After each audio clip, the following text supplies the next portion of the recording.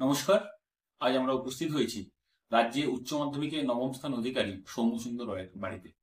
সে উচ্চ মাধ্যমিকে প্রাপ্ত নম্বর পেয়েছে 489। আমরা তার সঙ্গে কথা বলবো। সৌম্য, কত ঘন্টা পড়তে পড়াশোনা কিভাবে চালাতো? তো 10-12 ঘন্টা তো পড়তেই হতো। আর একটু রাত জেগে পড়তাম।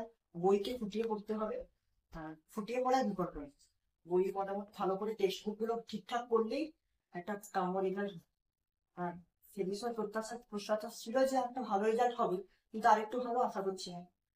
কোনো কারণে একটু কমে গেছে। নবম হয়েছে, তবে আরেকটু আশা করেছি। না, তুমি মাধ্যমিকেও তো সপ্তম স্থান অধিকার করেছিলে, হ্যাঁ, সেক্ষেত্রে দাঁড়িয়ে মানে পড়াশোনার ক্ষেত্রে কতটা জোর দিয়েছিলে যে এবারেও এইচএসে ভালো রেজাল্ট করতে হবে এই জন্য? হ্যাঁ, মাধ্যমিকে প্রথমে প্রথমে তো প্রত্যাশা ছিল আরো ভালো রেজাল্ট করবো। উচ্চ মাধ্যমিকে ওই আশা নিয়েই পড়েছি যে এবারে করে দেখাতেই। তুমি মাধ্যমিক কোন স্কুল থেকে দিয়েছিলে? মাধ্যমিক এগরা জ্ঞানজ্যোতি। উচ্চ পূর্ব মাধ্যমিক উচ্চ মাধ্যমিক মেদিনীপুর কলেজে। কারা সহযোগিতা করেছেন এই পড়াশোনার ক্ষেত্রে? বাবা মা তো নিঃসন্দেহে, তাদের অবদানের কথা বলে বোঝাবার নয়। মা প্রত্যহ পড়াশোনা থেকে শুরু করে প্রত্যেকটা দিকেই নজর রেখেছেন সার্বিকভাবে। আর স্কুলের শিক্ষক শিক্ষিকারা প্রত্যেকটা সাবজেক্টের গৃহশিক্ষক, নিঃসন্দেহে তাদের অবদান অনস্বীকার্য ভোলার নয়। আর এইচএস এ কি কি সাবজেক্ট ছিল? আমার এইচএসসি বেঙ্গলি ইংলিশ তো কম্পালসারি। এছাড়া সায়েন্সের মধ্যে ফিজিক্স, কেমিস্ট্রি, ম্যাথমেটিক্স আর বায়োলজি ছিল। কোন সাবজেক্টটা ভালো লাগতো বেশি? কেমিস্ট্রিটা ভালোই লাগে। আগামী দিনে কি নিয়ে এগোবি? আগামী দিনে স্পেস সায়েন্স নিয়ে আইআইটি তে ফার্স্ট পড়ার ইচ্ছা আছে। তারপর স্পেস সায়েন্স নিয়ে রিসার্চ করার ইচ্ছা আছে। তোমাদের পরিবারে তোমরা কতজন রয়েছো, সদস্য রয়েছো? আমাদের পরিবারে আমার বাবা মা, আমি, এছাড়া পাশে কাকু কাকিমারা আছে। ভাই আছে। ছোট ভাইকে কি বলবে? ভাই পড়াশোনায় নিঃসন্দেহে ভালো। ভাইকেও বলবো এরকম ভাই রেজাল্টের পিছনে আমরা আসছি। নিঃসন্দেহে ভাই ভালো রেজাল্ট করবে আসলে। তোমার স্কুলের ক্ষেত্রে মানে বাবা মা তো সহযোগিতা করেছেন, স্কুল শিক্ষক শিক্ষিকার ক্ষেত্রে তারা কতটা সহযোগিতা করেছেন? তারা সবসময় পাশে থেকেছেন। শুধু পড়াশোনা নয়, পড়াশোনার তো প্রত্যেকটা মুহূর্তেই তাদের অবদান নিঃসন্দেহে ভালো। এছাড়াও আমার সার্বিক বিকাশে তাদের অবদান সত্যি ভালো। প্রত্যেকটা সময় তারা পাশে থেকেছে। পড়াশোনা বাদ দিয়ে কি করতে পারবে? পড়াশোনা ছাড়াও গান বাজনা করি, তবলা বাজাও। এছাড়া ছবি আঁকা শিখেছি। গল্প বই পড়ার প্রচুর ন্যাক আছে। না, এই নিজে তো এগোবে একটা কোনো একটা জিনিস নিয়ে।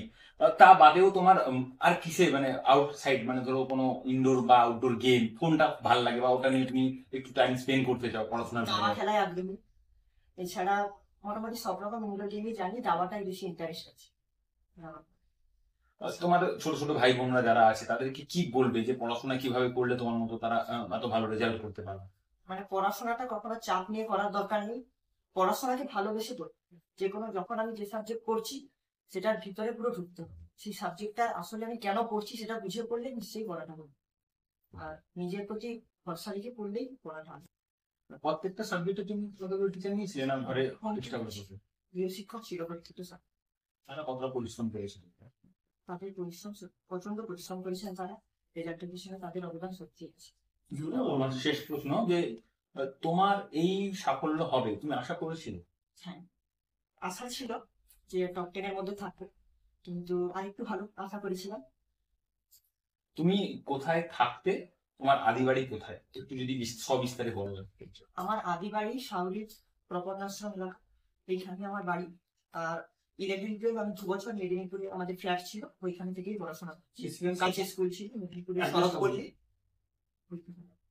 ওখানে থেকেই পড়াশোনা 2 বছর। শ্রীকৃষ্ণ ধাম এখন আগামী দিন পেজ স্যান্ডেল হতে যাও, মানে কি নিয়ে এগোবে এরপর? প্রথমত আইআইটি থেকে ইঞ্জিনিয়ারিং এ স্নাতক হওয়ার ইচ্ছা আছে। তারপর বিটেক পিএইচডি সব করার চিন্তা আছে। এছাড়া তারপর এরোস্পেস নিয়ে। ধন্যবাদ। আমরা কথা বললাম উচ্চ মাধ্যমিকে নবম স্থান অধিকারীর সঙ্গে। খুবই ভালো লাগছে। আমি বাবা হিসাবে খুবই গর্বিত, কিন্তু আরও বেশি আরেকটু এক্সপেকটেশন ছিল, যেটা হয়তো কোনো কারণে হয়নি। তো যাই হোক, আগামী দিনে ও যেন কাঙ্ক্ষিত লক্ষ্যে পৌঁছাতে পারে এইটুকু আশীর্বাদ করি।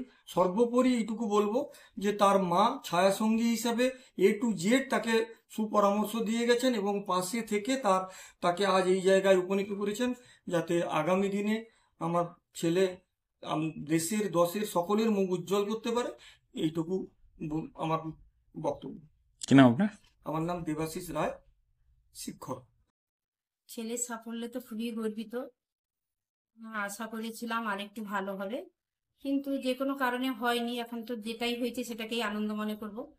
আর মাধ্যমিকেও 7th হয়েছিল, উচ্চ মাধ্যমিকেও 9ম হয়েছে। তার পাশাপাশি মানে আরো একটু ভালো হতো, কিন্তু অনেকগুলো পরীক্ষা পরপর আছে না, যেই মেন, ওয়েস্ট বেঙ্গল জয়েন্ট, তারপরে অ্যাডভান্স আছে, যার জন্য হয়তো এতটা করতে পারেনি তাড়াহুড়া করে। নাহলে যদি একটু ভালো করে খাটতো হয়তো অনেকটা আরো ভালো করতো। আর যাই হোক, আমরা খুবই গর্বিত।